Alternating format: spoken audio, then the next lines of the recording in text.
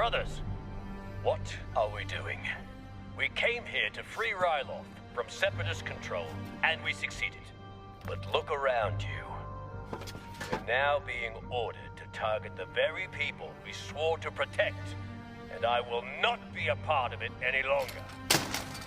Well, fuck me, this one got things moving forward, and positions our secondary protagonists up front and centre for about 20 minutes in the most effective way possible, where it rationalises Hera's actions and allows them to feel befitting for her age and natural capabilities, and this one moves Omega up the flagpole alongside her, but not to the detriment of the Bad Batch themselves, something that these writers understand. Haha! Nailed it!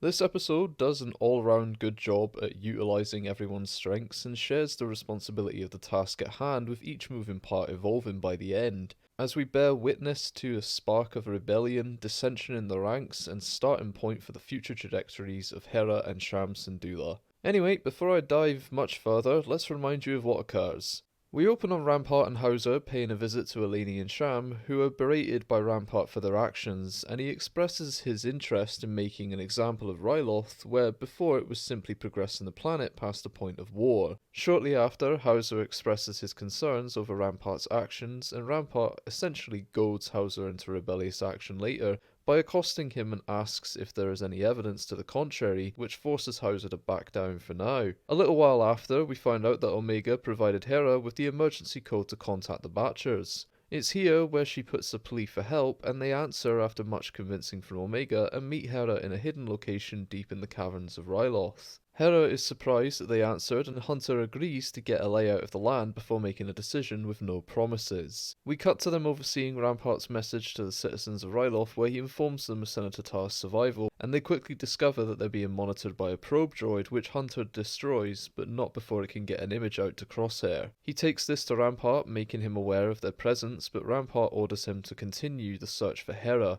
threatening to give his position in this to Hauser. Once back at the camp, Hunter tells Hera that they can't do it and that there's too much against them. This pisses her off, but Omega assures her that Hunter can be swayed so long as there's a foundation for a plan to grow on. Meanwhile, Hauser tries to approach Sham and Eleni, expressing his desire to help Hera, and that she shouldn't be caught up in all this, but they refuse to trust him after allowing Rampart to go this far. After discussing the plan, Hunter refines the details and agrees to this, but the plan is to send Chopper in to take out the heavy cannons so Tech and Rekka can wipe it out. The reason I mention this is because it quickly derails due to Chopper being discovered, so Hera and Omega act quickly to take out the cannons to allow Rekka and Tech to do their thing. As this unfolds, Hunter and Echo scale the walls to the capital whilst the area is relieved of its forces as Rampart instructs them to intervene at the refinery. Crosshair catches wind of what might actually be happening and remains at the capital with a small squad after figuring out this is a distraction. Hunter and Echo make it to Eleni and Sham and get them out of there, but are stopped quickly by Hauser, who informs them that Crosshair and his squad are waiting on the other side of the door.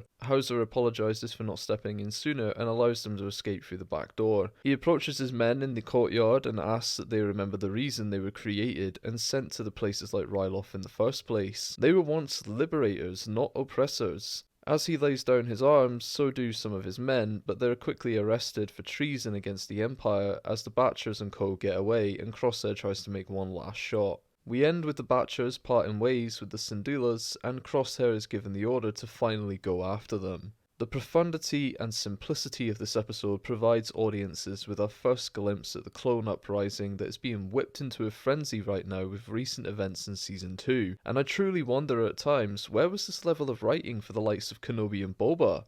The complexities explored and the thought-provoking aspects to this series and what we follow with the likes of Hauser and Hera in this episode alone has proven to be far more impactful, mature and nuanced in my mind than anything we've had recently in live action, especially when compared to the sheer irreverence and blatant disregard for consistency and continuity we've been given with a lot of the live action content thus far, and that goes for the sequels too. Though, I guess at this point, if you don't have the latest flavour of the month in Pedro Pascal on your show, you're basically doomed to fail and are not a priority. The expressions on the faces of these characters display more emotion and convey more engaging stories than any of the three faces from Hayden Christensen. That's the beauty I feel a lot of people miss when it comes to understanding the brilliance of animation at times.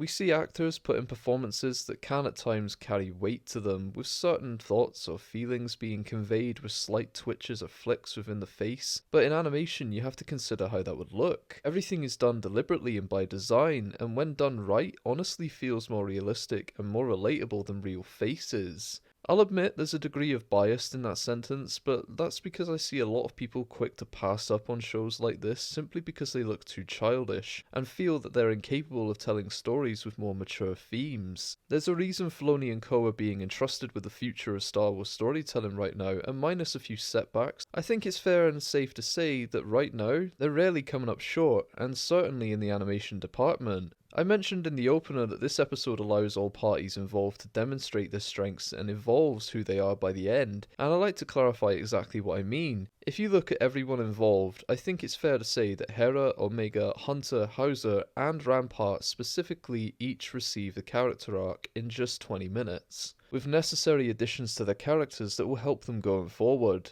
Hera is entrusted with the direction of a mission which sets up her role that she'll take on in the future, eventually becoming a general for the rebellion and rebuilding the bridges with her father. Alongside her, Omega is also entrusted with making sure that the plan goes smoothly for the safety of all involved. She proves this and justifies her place in the team from an active front, whereas in episode 10 she proved her position mentally and actually how much more capable of a strategist she really is, and a benefit to the team she could actually be. Hunter learns to adapt and provide Omega with breathing room and to not take things at face value. He sees the sacrifice that Hauser is prepared to make for his men, who believes that there's still good in them despite what they've been forced to do, and Hunter is being made to realise that. For a while he kept emotion out of it, and from here on out he makes almost a concerted effort to ensure that no clone dies at his hands, as they are still his brothers at the end of the day. Hauser understands that a good soldier isn't one that just simply follows orders, but one who respects and appreciates the duty of being a protector. He clearly wasn't impeded by the chip in the same degree as say Crosshair or Grey were, and that allowed for him to break away from his conditioning and even convince some of his brothers to follow suit.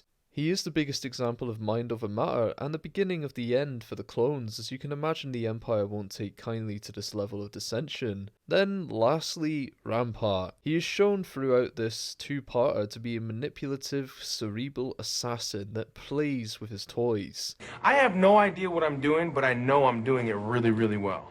Even goes as far as to turn the heat up on the animosity between Hauser and Crosshair, where little previously existed, by just a simple mention of Crosshair's ineffectual actions as a leader and his wavering ambition. He squares them off against each other as a means to control them, but by the end proves his own shortcomings by ignoring Crosshair's warnings about the Batchers and their capabilities, until it becomes too late. At which point he stirs the pot even further by sending Crosshair after them. This is one big game for Rampart, and the only winner will be him, and he has seriously got potential for becoming one of my favourite non-lightsaber wielding antagonists. I love that collectively in such a short space of time we got to explore these characters and progress them even marginally and in such a refined way. I won't lie, I didn't come out of this one originally screaming with joy over what transpired, and I still don't, but I respect it far more now than I did before and can acknowledge what they did, whether intentional or not, and that's the point of these retrospective reviews.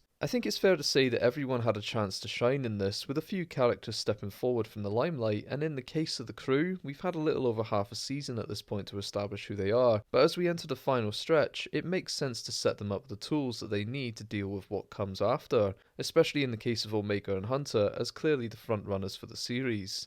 Anyway, there's a lot of potential for characters like Hauser down the road, and a big question looms over him specifically and his men, and that is what becomes of them. I don't want to speculate too heavily at this point, but the current day events have shown that Gregor made a break for it, Wilco turned down an order and died for it, and Commander Cody has now gone AWOL. So there's a storm brewing, and it's going to be a reckoning for the Empire, however minor in the grand scheme of things it may be. Aside from all that, the pacing of the episode was great, music was on point as per usual, visually grabbing, and the work put into each character was stellar, and I would actually recommend this to anyone curious. Anyway though, that's all I've got for you right now. I'm glad you stopped by, please leave a like and subscribe for more content down the road, and until next time, take care, and may the Force be with you.